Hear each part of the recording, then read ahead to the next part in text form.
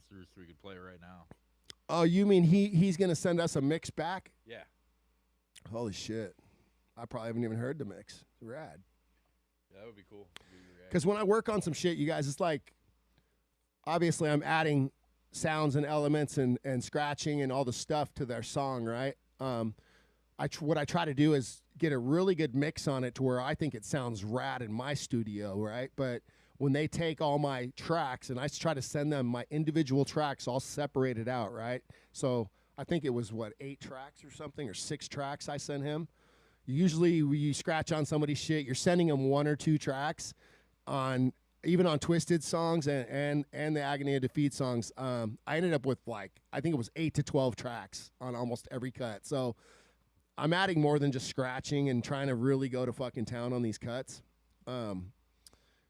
And they were just, they're cool songs, man. So it's really cool to do that and work on stuff that's not just straight hip hop, you know. Obviously I got a lot of rock and reggae and other stuff in me, you know. So it's really cool to I think people know that. I think that's why probably Agony of Defeat asked me to work on some shit, as well as Twisted asked me to work on some, is it called nu metal? Yeah, it would be new metal. I guess it's considered nu metal. It's not hip hop really, but they are rapping on it, and it is banging. I even added some fucking big 808. The Twisted song, one of them, I think I added some huge 808s, some big bass, big bass drops in there, you know, because I thought damn, if they had some 808 huge bass parts in this song, it would be really cool live, because you're jamming metal, that power of all those guitars and all that stuff moving the way it can move, you know. It's that music, you know, live is super powerful. So if you put the heavy bottom, it's like watching Korn. The first few times we played with Korn and shit, and I actually got to stand there and listen. I'm like, fuck, they're, you know. And I had guitar players. Around a lot of musicians, you know, and I had guitar players go, yeah, dude, they tune their guitars down into this no man's land or some shit. And Elick from Agony of Defeat, he's a ripper guitar player, and he's got his whole studio is just lined with guitars on the walls. So he could probably tell you what Korn does better than me, but I know they tune their guitars down into this fucking what they call no man's land or some shit there, where they're not the regular chords, and then adding all those 808s and just big bass drops into what Korn did. It was just rad. When you're watching them live and all of a sudden you just heard the big old fucking bass bomber just drop, you know, kind of like ICPs. Every song is just heavy bass when they play live, and you realize damn, their music is built around the bass line, and the 808 is so rad. It's so heavy live. It's rad. And when you add that kind of bass and that kind of heaviness to a rock song or a group that's, you know, and you can tell the difference between the old school rock and the groups that are kind of more of even newer groups that have been around for a while maybe, but they play more that it's a more, I wouldn't say classic rock, but it's just not, you know, even from the era of a Linkin Park or a Limp Bizkit, right? And what's cool is they kind of crossed into the new sound, but what Twisted sent me to work on and what Agony of Defeat sent me to work on is definitely this new shit. And I'm not really good at naming all the fucking genres and saying, no, that's not nu metal, that's fucking,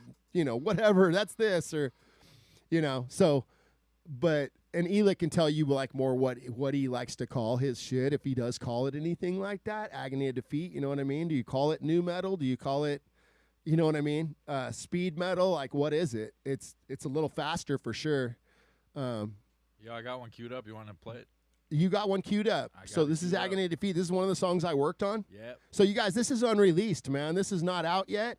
This is something I just finished working on. It's probably a rough mix because I did send them all my shit, but I think they've only... I think it's a full mix.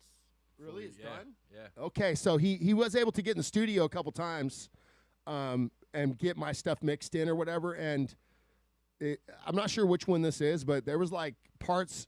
One of the songs had a part for me, and then another song had 2 big empty parts, and I just scratched my ass off. I put all these sounds and did all this shit in there, and then this is that one. Okay, and then he was like, "Yeah, dude, I think we're just because those parts were for him to rap in, right?" So I was like, "Dude, I just did shit kind of all over the place, not really sure, you know." And so when he got it back, him and the band decided we're just gonna keep this song like this, dude. We like what you did in these parts. So I haven't even really heard what they've done, these mixes yet, or I hope it sounds cool. I hope you guys like it. Let's listen to it. Agony of Defeat.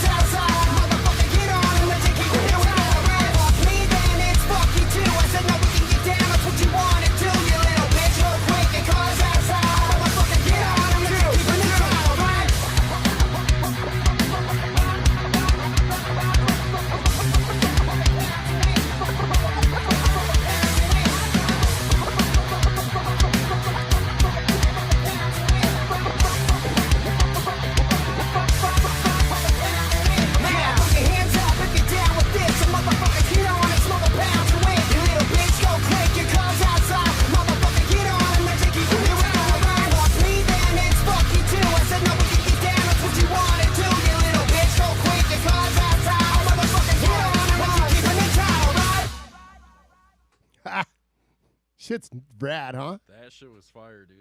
Sounds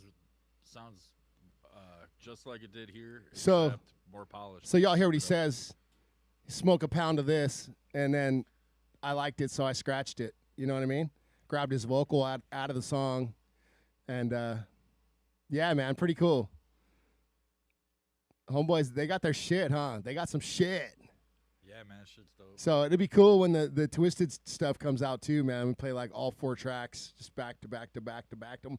The only criticism I have of the track is that it could have said "smoke a pound with Chris," and that shit would have been dope. Smoke a pound with Chris. Oh shit! But, yeah, man, no, that sounds super dope. Thank the you, other Cam one, Q Barbie. Thank you, Cannon.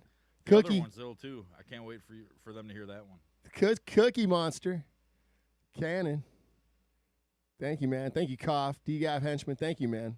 Yeah, Yeah. the other one's a little heavier too. It's fucking sick. The drums on the other one are dope. Yeah, dude, they're both great songs. It was cool, man. When you dip into a song, you know, the first time you listen to it, you're like, fuck, pretty driving, like, and then you think, smoke a pound of this, man. Oh man, you're welcome, Elick. Agony of Defeat, right there, you guys. Agony of Defeat's the band that was. Wolf Tracks, what up? And you know, you first open up a song like that as a DJ, you're like, what am I gonna do to this? This is already gnarly as fuck, right? You know, that all that guitar going on with that beat, and Homeboy's voice is rad. You know, that's Elick, by the way, you guys, the more high pitch, and then there's another dude that does more of the screamo, you know.